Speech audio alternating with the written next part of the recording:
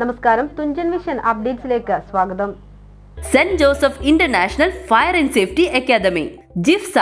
ശക്തമായ കാറ്റിലും മഴയിലും അരിക്കാഞ്ചിറ പറവണ്ണ പ്രദേശങ്ങളിൽ മരങ്ങൾ കടപുഴകി വീണ് വീടുകൾ തകർന്നു. വീടിന് മുകളിൽ മരം വീണ് യുവതിക്ക് പരിക്കേറ്റു. അരിക്കാഞ്ചിറ തെങ്ങിൽ മൊയ്തുവിന്റെ മകൾ സമീനയ്ക്ക് തലക്ക് പരിക്കേറ്റു. പരിക്കേറ്റവരെ തിരൂർ ജില്ലാ ആശുപത്രിയിൽ പ്രവേശിപ്പിച്ചു. രാവിലെ 8 മണിയോടെയുണ്ടായ ശക്തമായ കാറ്റിലാണ് പ്രദേശത്തെ വീടുകൾക്ക് മുകളിൽ തെങ്ങുകളും മരങ്ങളും കടപുഴകി വീണത്. അരിക്കാഞ്ചിറയിലെ തെങ്ങിൽ മൊയ്തുവിന്റെ വീട് ഭാഗികമായി തകർന്നു. മേൽക്കൂര വീണ് വീട്ടിലുണ്ടായിരുന്ന സമീനയ്ക്ക് പരിക്കേറ്റു. ഇവരെ തിരൂർ ജില്ലാ ആശുപത്രിയിൽ പ്രവേശിപ്പിച്ചു. ഭയാനകമായ ശബ്ദം കേട്ട് വീട്ടുകാർ പുറത്തേക്കിറങ്ങി ഓടിയതിനാൽ വൻ ദുരന്തമാണ് ഒഴിവായത്. ഇന്നലെ രാവിലെ 7 മണിക്ക് ഏറായിക്കണ്. ഞാനവിടെ വീട്ടിന്റെ പുറത്ത് നിൽക്കരുത്.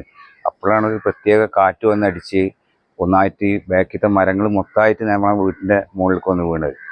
ഭയങ്കര ഒരു സംഭവം. ഞാൻ എന്തോ ഒരു ഭാഗ്യത്തിനാണ് ഞാൻ കഴിച്ചിലായത്. അവിടുന്ന് എൻ്റെ പെങ്ങൾ അവിടെ ഉണ്ടായിരുന്നു. പെങ്ങളെ മേത്തക്കാണ് ഓട് തായരൊക്കെ പാടെ ഒന്നായിട്ട് വന്ന് വീണത്. തലക്കൊരു പൊട്ടുണ്ട്. ഹോസ്പിറ്റലിൽ കൊണ്ടുപോയി 2-3 സ്റ്റിച്ച് ഉണ്ട്. ഭയങ്കര ഒരു സംഭവമായിരുന്നു. എല്ലാവരും കൂട്ടുനിരയും വിളി, എല്ലാവരും എന്തോ ഒരു ഭാഗ്യത്തിലാണ് എല്ലാവരും വീട്ടിൽ നിന്ന് കഴിച്ചിലായത്. അത്രയും ഭയങ്കര ഒരു ഇതായിരുന്നു, ദയനീയമായിട്ടുള്ളൊരു അവസ്ഥയായിരുന്നു. പാലപ്പറമ്പത്ത് ബൈജു, സഹീർ, അക്കരവളപ്പിൽ ഹംസക്കുട്ടി എന്നിവരുടെ വീടുകൾക്ക് കേടുപാടുകൾ സംഭവിച്ചു. TVN news, Paravanna.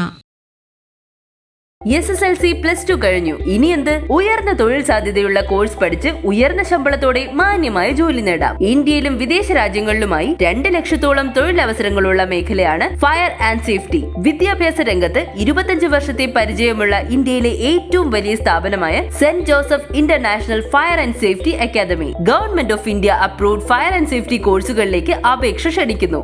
10 ഏക്കർ സ്ഥിതിയിൽ 2500 പരം ഉപകരണങ്ങളോടുകൂടി ഇന്ത്യയിലെ ഏറ്റവും വലിയ fire and safety practical ground, ശക്തമായ placement cell, saint Joseph international fire and safety academy ജിഫ്സ.